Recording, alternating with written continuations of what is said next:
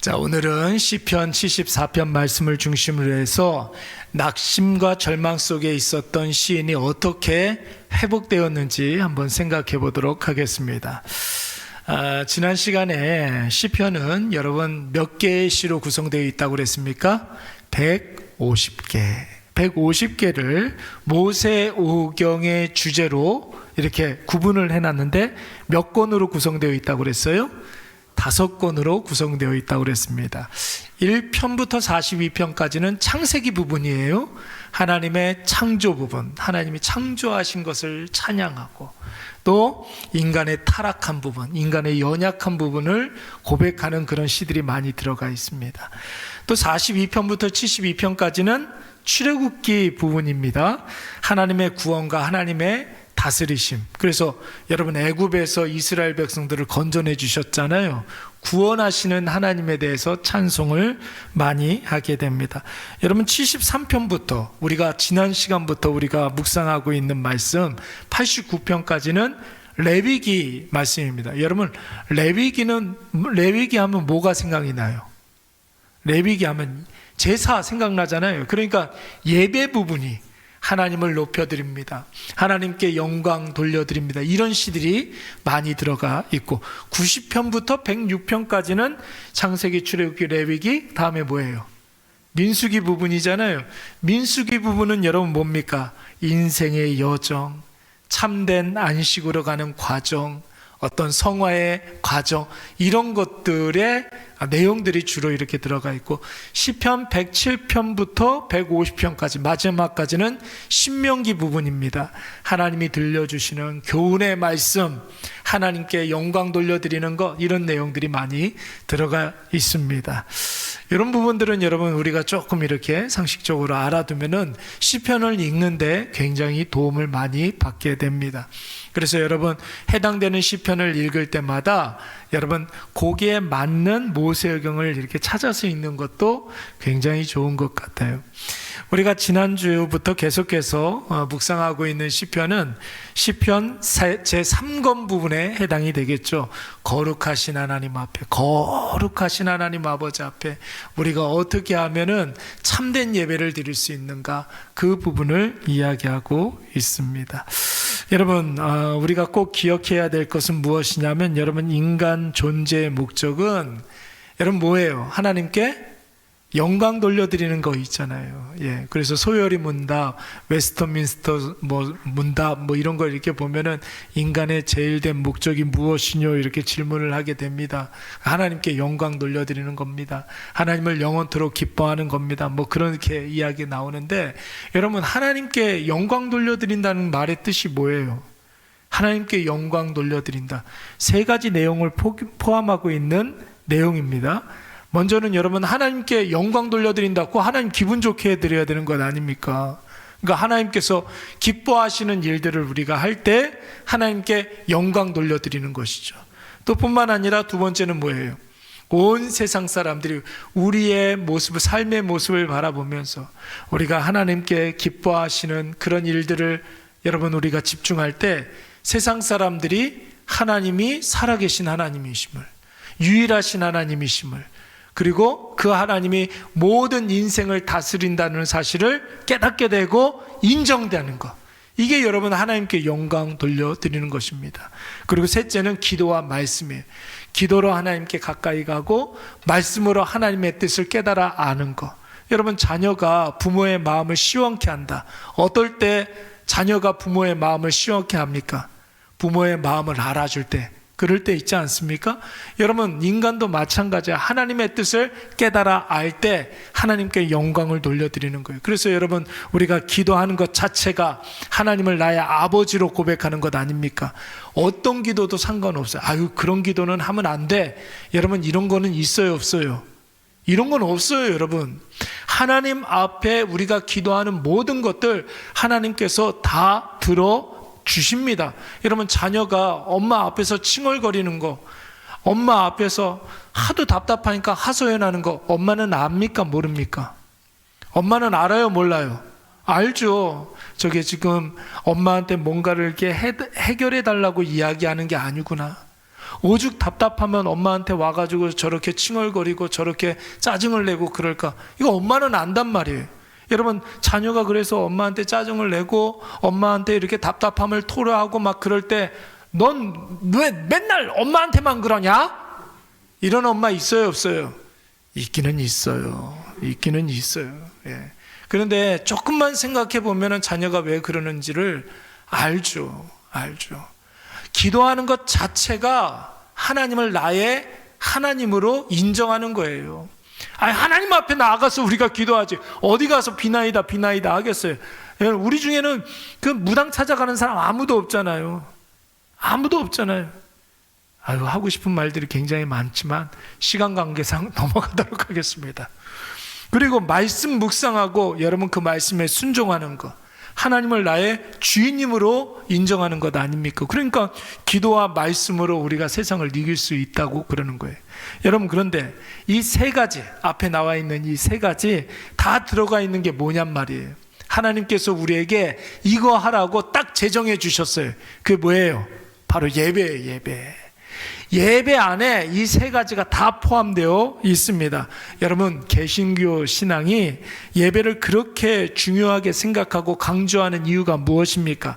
우리가 예배를 드림으로 말미암아 내가 하나님 앞에 어떤 존재인지가 분명하게 드러나게 되어 있어요. 여러분, 우리가 예배를 드린다는 것은 무엇을 말하는 거예요? 직접적으로 내가 거룩한 산 제물이 된다는 것 아니겠습니까? 나를 죽여서 하나님 앞에 드린다는 거 아니에요. 그러니까 예배에 나온다는 것 자체가 여러분, 나 자신은 없습니다. 나는 죽었습니다. 내가 죽은 그곳에서 예수 그리스도의 십자가가 높이 서게 하여 주시옵소서. 여러분, 이런 뜻이란 말이에요. 그래서 여러분, 예배 출석을 계속해서 강조하는 이유가 무엇이냐면 예배에 나오는 것 자체가 내가 거룩한 하나님의 산 제물이 된다는 뜻이에요. 그리고 여러분, 하나님이 나에게 어떤 분이라는 것을 내가 고백하는 것 아닙니까? 예배 앞에 우리가 머리를 조아리는 것 자체가 하나님 영광 받아 주시옵소서, 하나님은 나의 주인님이 되어 주십니다, 나의 통치자가 되어 주십니다, 나의 아버지가 되어 주십니다. 예배에 그 요소가 들어가 있는 것입니다. 그리고 여러분, 우리가 예배를 드리면서 어떤 다짐을 합니까? 내가 이렇게 살아야지, 내가 저렇게 살아야지, 깨달아 알게 되잖아요. 하나님의 뜻을 알게 되지 않습니까? 그러니까 여러분, 예배 안에 여러분 하나님께 영광 돌려드리는 세 가지 요소가 다 들어가 있는 거예요. 그래서 여러분, 우리 신앙에 있어서 예배는 신앙의 시작이에요. 신앙의 시작이잖아요. 그래서 여러분, 내가 예수님을 믿기로 작정했어, 그러면 제일 먼저 뭐 합니까? 예배 참석하잖아요. 예, 내가 예수님을 믿기로 작정했어 하면은 제일, 그렇다면 이번 주일날 꼭 나오십시오. 우리 그렇게 이야기하잖아요. 예수 믿음과 동시에 예배 출석이잖아요.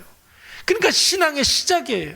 그리고 신앙의 중요한 방법이에요. 방법. 그래서 일주일에 우리가 주일 예배를 드림과 같이 우리가 정말로 하나님 앞에서 어떻게 살아가야 될지를 일주일의 첫날 첫 시간에 하나님 앞에 우리가 연습하고 예배 드린 것처럼 주중에 우리가 살아간다는 그런 결단을 하게 되는 것입니다. 그럴 때 여러분, 또 예배의 열매, 하나님께서 그 예배를 통해서 약속하신 은혜가 있단 말이에요. 여러분, 예배 드리다가 그 은혜를 다 받아 누리게 될 줄로 믿습니다. 오늘날 우리 신앙에 있어서 이렇게 중요한 예배인데, 여러분, 이 시를 쓰고 있는 시인의 시대에 예배는 또 얼마나 중요했겠습니까? 우리에게 이렇게 중요한 예배인데, 여러분, 그때 당시에 이 시를 썼을 때의 당시의 예배가 얼마나 중요했겠느냐고요. 여러분, 이 시편을 쓰여질 당시에 이스라엘은 여러분, 예루살렘에 있지 않았어요. 바벨론 포로로 끌려간 상태에 있었습니다. 심지어 유대인들의 정체성이요, 그들의 신앙 그 자체라고 할 수 있는 성전이 어떻게 되었어요? 성전 그대로 놔두고서 바벨론 포로로 끌려간 게 아니잖아요. 바벨론 군병들에 의해서 완전히 초토화되었어요. 다 불타버렸고, 유대인들 눈앞에서 여러분, 성전 안에 있는 그 하나님께 쓰여지는 그 모든 기명들이 다 약탈당했단 말이에요. 그토록 아름답고 소중했던 솔로몬의 성전이 다 불타버리고, 예배의 자유까지 박탈당한 상황인데 여러분, 포로 생활하는 유대인들이 얼마나 예배를 드리고 싶었겠습니까? 여러분, 얼마나 예배를 사모하고 그리웠겠습니까? 여러분, 그들의 성전이 무너져 내린 불타는 것을 보고, 무너져 내리는 것을 보고, 이방인들에 의해서 여러분 능욕을 당하는 것을 보고 이스라엘 백성들이 얼마나 마음이 아팠겠느냐고요. 여러분, 제가 전에 서울 창신동에서 사역했던 적이 있었어요. 창신동 어딘지 아세요? 야, 이름을 창신동 하면은 되게 잘 사는 동네처럼 보이잖아요. 아니에요? 창신동 어떤 동네인지 아십니까? 동대문 뒤편에 낙산 그 산기슭에 있는 여러분 그 동네가 창신동이에요. 거기에 여러분 뭐 하는 사람들 많을까요? 동대문에 옷 납품하는 가내수공업 공장들이 그렇게 많아요. 그 사람들은 그 옷 만드는, 옷 제품 만드는 것을 뭐라고 이야기하냐면 거기서만 쓰는 용어가 있어요. 제품한다 그래요. 제품한다. 옷을 만드는 그 업에 종사하는 사람들을 제품한다, 이렇게 이야기를 합니다. 예, 거기 종사하는 사람들이 많이 있었어요. 그러니까 여러분, 창신동 사는 사람들은 집에 가려면 꼭 동대문 앞을 지나가야 돼요. 어디 이렇게 가려고 그러면 동대문을 꼭 지나가야 돼요. 동대문이 아니라 흥인지문이잖아요. 흥인지문. 그걸 이렇게 지나가야 됩니다. 그러니까 여러분, 집 밖을 나오면은 동대문이 이렇게 있어요. 흥인지문이 이렇게 있어요. 그런데 여러분, 2018년도 2월 달에 여러분 새벽에 어떤 정신 나간 사람이 이 동대문에다가, 기억이 납니까? 불을 냈어요. 여러분, 이 동대문이 언제 지어진 그 건축물일 것 같아요? 여러분, 조선의 초대 왕이 누구예요? 태정, 태세, 문단세, 예성문중 이렇게 나가잖아요. 예, 태조. 여러분, 태조가 조선을 건국하자마자 이 동대문을 만들었단 말이에요. 그렇게 오래된 그 건축물을, 그 소중한 문화재를. 그래서 여러분, 동대문이 우리나라 보물 제 1호잖아요. 여러분, 일본 사람들이 일제시대 때 이 동대문을 통째로 갖고 가고 싶었었어요. 그래서 여러분, 돌마다 번호를 다 적어놨어요. 이걸 해체해가지고 배로 갖고 가려고. 그 계획을 다 세워놨는데 이것을 다 해체 작업을 하려고 그랬는데 광복이 된 거예요. 해방이 된 거예요. 그래서 이거 못 갖고 간 거예요. 여러분, 우리가 동대문이라는 말 많이 하잖아요. 동대문 그러죠? 일제시대 전에는 동대문이라는 말이 없었어요. 흥인지문이라고 그랬어요. 우리나라 사람들은 여러분, 무슨 건축물을 이렇게 하나 만들 때 의미를 많이 부여를 해요. 이 문을 드나드는 모든 사람들마다 유교에서 말하는 그 어짐의 복을 흥왕하게, 왕성하게 많이 누리라, 이런 뜻으로 태조가 흥인지문이라고 이야기를 해요. 남대문은 뭐예요? 남대문은 뭐라고 그래요? 숭례문이라고 그러잖아요. 숭례문이라고 그런다. 이 문을 드나드는 사람들마다 유교에서 말하는 예를 숭상하는 사람이 되라, 이런 의미가 있단 말이에요. 근데 여러분, 일본 사람들은 무슨 건축물 딱 이렇게 지어놓으면은 동쪽에서 제일 큰 절 이름이 뭘 것 같아요? 동대사. 일본 사람들은 의미를 부여하지 않아요. 그냥 생긴 대로 그냥 이름을 갖다 붙여요. 동대문은 여러분, 일제시대 때 일본이 지어준 이름이에요. 자기네들이 갖고 가려고. 근데 지금까지도 동대문이라고 그런단 말이에요. 원래는 여러분, 흥인지문이라고 이야기해야 하고 숭례문이라고 이야기를 해야 돼요. 그래서 여러분, 그 동네에 있는 사람들은 그 동대문에 대한, 흥인지문에 대한 자부심이 있단 말이에요. 근데 그게 눈앞에서 불타는 거예요.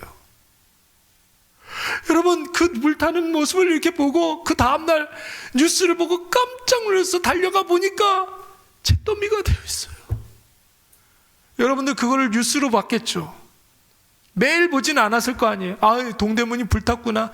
다시 이렇게 보고 나면 되지 뭐, 그렇게 가슴은 아팠을 거예요.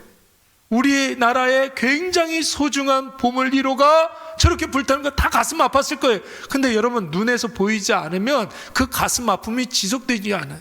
근데 그 동대문에 사는 사람들은 저걸 보고 매일같이 우는 사람도 있어요. 저거 보고 우울증 걸리는 사람들도 있어요. 얼마나 여러분 가슴이 아픈지 몰라요. 그거 보면은 진짜 눈물이 앞을 가려요. 매일같이 집 밖으로 이렇게 나오면 동대문이 딱 이렇게 일제시대 때도 버티고 그 많은 조선시대의 전쟁통에도 다 버텼던 그 동대문이 어떤 정신 나간 사람이 신나 뿌리고 거기다 불을 냈으니 여러분 얼마나 지금 생각해도 막 억장이 무너지지 않습니까? 보고는 됐지만 여러분 얼마나 가슴이 아파. 여러분들 나만 가슴 아프네. 지금 생각해도 정말 황당한 거예요. 그거 보고 매일같이 우는 사람도 있어요. 거기서 장사하는 사람들, 여러분 저기 동대문이 그 무너져 내려가지고 잿더미가 된 것을 보고 그 얼마나 가슴이 아픕니까? 여러분 소중한 문화재 그렇게 하나가 불에 타 허망하게 사라지는 것을 보고 백성들의 마음도 이렇게 큰 충격을 받고 심리적으로 고통을 당하는데 여러분 유대인들 입장에서 어땠을 것 같습니까? 유대인들에게 있어서 성전은 여러분 그들의 정체성 그 자체예요. 신앙의 결정체예요. 모든 삶의 중심이었습니다. 그런 성전이 눈앞에서 이방인들에 의해서 파괴가 되고 성전 안에 있는 거룩하고 신령한 기물들이 다 약탈당했으니 여러분 유대인들이 얼마나 충격을 받고 심리적으로 얼마나 고통을 많이 받았겠습니까? 여러분 오늘 1절부터 11절까지의 말씀에서 바로 바벨론에 의해서 성전에 불타버린 그 성전 사건을 떠올리면서 시인이 그때 받았던 충격을 1절부터 11절까지 이렇게 이야기하고 있는 거 보세요. 1절 말씀에서는 진노의 연기를 왜 뿜으셨느냐고 하나님 앞에 원망하면서 기도를 하고 있는 거예요. 이 3절 말씀 예루살렘 성전이 영구히 파멸당했다는 거예요. 잿더미가 됐다라는 거예요. 얼마나 마음이 힘들었을까요? 4절 말씀 이방인들이 성전에 이방인들의 더러운 깃발을 꽂았다고 그랬습니다. 잘 따라오고 있죠? 자기들의 깃발이 성전에 꽂았다고 그랬어요. 5절 말씀에서는 뭘로 찍었다고요? 도끼로 찍었대요. 세상에. 6절 말씀에서는 무엇으로? 이번에는 철퇴로 성전 구조물들을 찍었다는 거예요. 7절과 8절 말씀에서는 성전이 불타버렸다고 그랬어요. 9절에서는 여러분 말씀도 없고 뭐도 없고 선지자도 이제 없는 거예요. 선지자도 다 죽었고 다 끌려갔다는 거예요. 10절 말씀에서는 대적들이 하나님을 비방하고 욕하고 있는데 11절 말씀 왜 하나님 잠자코 있습니까? 왜 팔짱만 끼고 있습니까? 왜 주머니에 손만 넣고 있습니까? 왜 잠자코 보고만 계십니까? 여러분 이렇게 이야기하고 있는 거예요.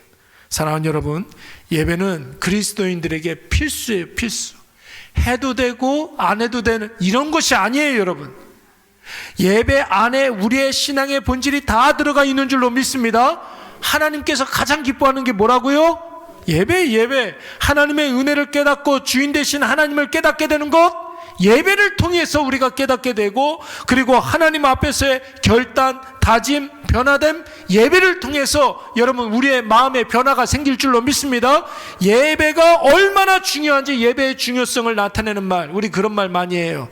주일, 성수, 성수주일, 주일 성수, 우리 이렇게 이야기한단 말. 일요일 하루를 주님의 날로 지정했으니 그 주님의 날 주일을 하나님이 기뻐하시도록 거룩히 보내야 한다, 이런 뜻 아닙니까? 그렇잖아요. 이 날은 딱 구분되어 있는 날이다, 하나님의 것이다. 여러분 이렇게 우리가 구분해 놓고 따로 떼어놓는 날이에요. 여러분 주일 성수의 핵심이 무엇입니까? 이거 하지 말아라. 옛날에는 그런 거 많이 가르쳐 주셨어요. 이거 하지 말아라, 저거 하지 말아라, 돈 쓰지 말아라. 요즘 그렇게 이야기하는 목사님들 별로 없는데 목사들이 제일 먼저 나서가지고 돈 쓰니까 그런 말 잘 안 하는데, 돈 쓰지 말라고 그랬잖아요. 예. 차비도 어떤 사람은 차비도 쓰지 않으려고 걸어 다니는 사람들도 있었고 그랬잖아요, 여러분. 그리고 지인 결혼식 가지 않는 거, 주일날 그런 사람들도 많이 있었고, 취미생활, 인간관계, 세상 장사 이런 거 다 금했단 말이에요. 그런데 여러분 주일 성수의 핵심은 뭐뭐 하지 말아라, 이게 중요한 게 아니에요. 뭘 해라, 뭘 해라는 거예요. 뭘 하라는 거예요. 주일 성수의 핵심이 뭐예요? 돈 안 쓰는 거예요? 예배 드리라는 거예요. 예배 드리라는 거예요. 예배 드리라는 거예요. 아무리 거룩하게 한다 할지라도 예배 가운데 나오지 않으면 주일 성수가 된 게 아니에요, 여러분. 예? 하지 말아야 될 것들의 리스크를 쭉 뽑아서 지키는 것이 아니라 꼭 해야 하는 것을 반드시 지키는 것, 그것이 바로 예배입니다. 예배. 지금 시인은 하나님과 나와의 관계를 선명하게 하는 그 예배의 총본산이라고 할 수 있는 성전이 무너져서 이방인들에게 짓밟혀서 괴로워하고 있는 거예요. 예배를 드릴 수 없기 때문에. 예배를 드릴 수 없기 때문에. 여러분 한번 여쭤보겠습니다. 예배 드리고 싶어 죽겠는데 예배 드리지 못하는 괴로움을 아십니까? 그래 본 적이 있어요, 없어요? 있겠죠. 여러분 다 한 번씩은 다들 아프셔가지고 입원한 적도 있었고 꼼짝달싹 못한 적도 많이 있지 않습니까? 저 같은 경우에는 군대를 교회가 없는 곳으로 가가지고 예배 못 드리는 그 고통 가운데 있었던 적이 있었어요. 이 교회가 없어요. 이 군대에.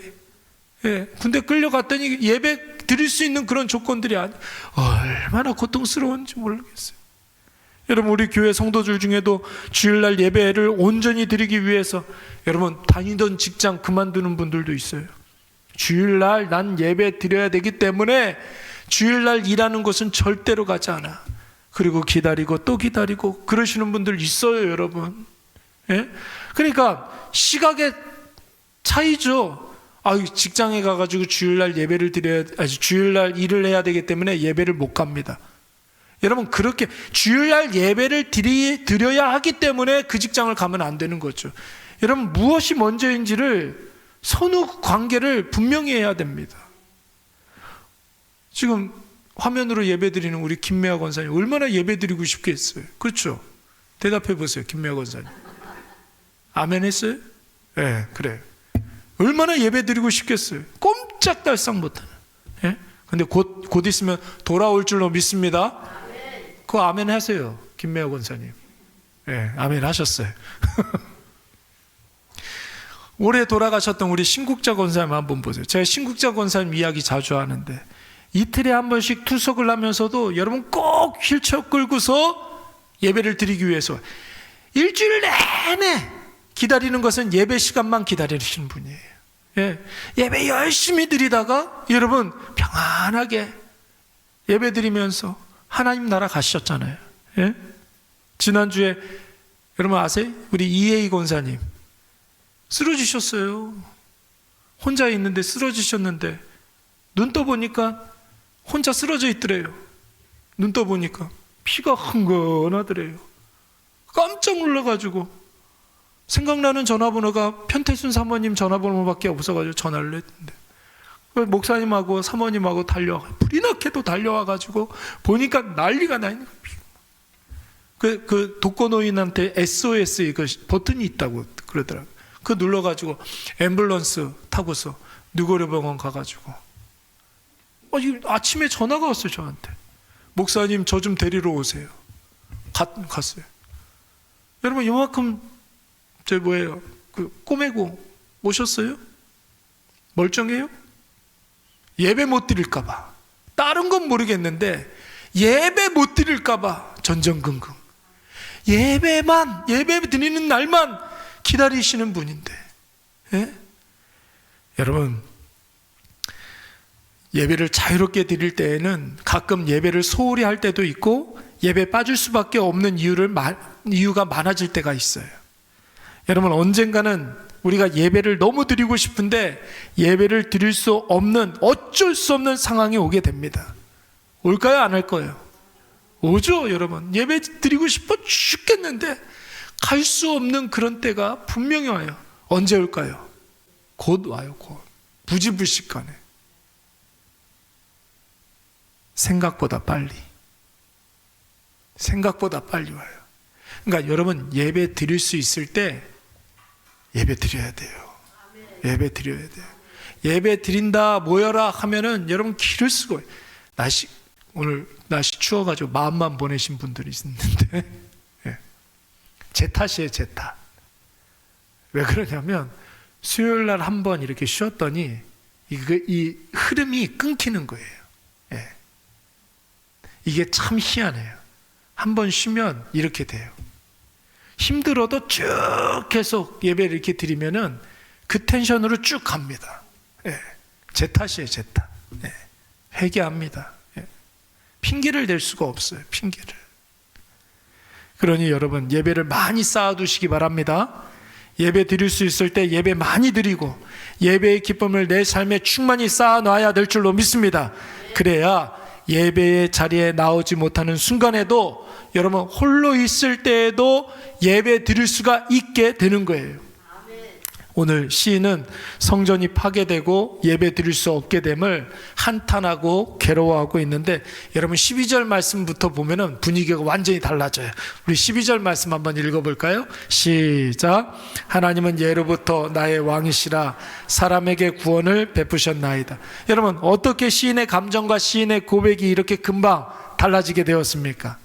여러분, 그가 하나님의 말씀에 집중하게 되니까, 더 정확하게 말하자면 하나님이 하시는 약속에 집중하니까 하나님에 대한 소망이 생기게 된 줄로 믿습니다. 여러분, 우리가 말씀을 떠나면 이상하게 사람이 무서워지게 돼요. 그러니까 세상이 무서워지고 사람이 무서워지니까 마음속에 두려움이 훅 들어오는 거예요. 근데 말씀을 계속해서 묵상하면 하나님이 하실 일들이 기대가 됩니다. 그러니까 여러분, 담대함이 생기는 거고 소망이 생기게 되는 거예요. 비록 보이는 성전은 무너졌지만, 여러분 보세요. 하나님께서는 눈에 보이는 성전 안에 갇혀 계시는 분이십니까? 갇혀 계시는 분이에요? 아니, 솔로몬이 성전을 짓고 난 다음에 제일 먼저 했던 기도가 무엇이냐면, 하나님 이 성전 안에 계셔 주시옵소서, 이게 아니에요. 하나님, 우리가 비록 성전을 만들어 놨지만 하나님께서는 이 성전 밖에 충만하게 계시는 분이신 줄로 믿습니다. 이렇게 기도했단 말이에요. 하나님은 절대로 성전 안에 여러분 갇혀 계시는 분이 아닙니다. 여러분, 여기 안에가 예배당입니까? 성전입니까? 여기는 예배당이에요. 성전은 여러분 어디에 있어요? 여러분 자신이 성전인 거예요. 성령으로 충만한 여러분들이 성전인 거지. 그래서 우리가 기독교에서, 개신교에서 용어를 잘 써야 돼요. 성전이라는 말을 쓰면 안 돼요. 여러분, 우리 개신교에서는 성전이란 말 안 씁니다. 예배당 이렇게 쓰죠. 예. 우리는 성가대라고 이야기하지 않아요. 성가대가 아니라 무슨 찬양대 그렇게 이야기를 하는 거예요. 예배를 보는 게 아니라 예배를 드리는 거. 설교 그런 거 많이 하는데, 그런 말 많이 하는데, 원래는 여러분 설교가 아니라 말씀 증거 혹은 말씀 선포. 설교는 뭐예요? 불교 용어에서 많이 나온 말이에요. 설파에서 나온 말이 설교예요. 예. 그래서 우리가 설교라는 말을 안 쓰는 거예요. 설교라고 그렇게 하지 않고 말씀 증거, 말씀 선포, 이렇게 이야기를 하는 거죠. 편의상 그렇게들 많이 이야기를 하는데, 여러분 그렇습니다. 성전은 무너졌지만 하나님은 성전 안에 갇혀 계시는 분이 아니시기 때문에 하나님은 여전히 온 세상 만물의 주인이 되어주시고 대적과 원수 악한 자를 징계하시는 분이시고 말씀으로 온 세상 만물을 다스리는 것은 여러분 변함없이 유효한 줄로 믿습니다. 오늘 시인은 말씀을 묵상하다가 성전 무너짐의 그 괴로움에서 완전히 벗어난 줄로 믿습니다. 사랑하는 여러분, 오늘 시편의 시인은 그렇게 사랑했던 성전이 파괴됨으로 낙심하고 좌절하고 거의 심각한 우울증에 빠져 있었습니다. 그러나 그를 사망의 구렁텅이에서 건져낸 것은 하나님의 말씀인 줄로 믿습니다. 아니, 하나님은 변함없다, 말씀은 영원하다, 하나님의 약속은 반드시 지켜주신다. 여러분, 이 신실하신 하나님의 언약을 붙잡고 다시 회복해 된 줄로 믿습니다. 오늘 이것을 꼭 기억하셔서 낙심과 근심 가운데 있는 분들 말씀으로 새로워지시기를 바랍니다.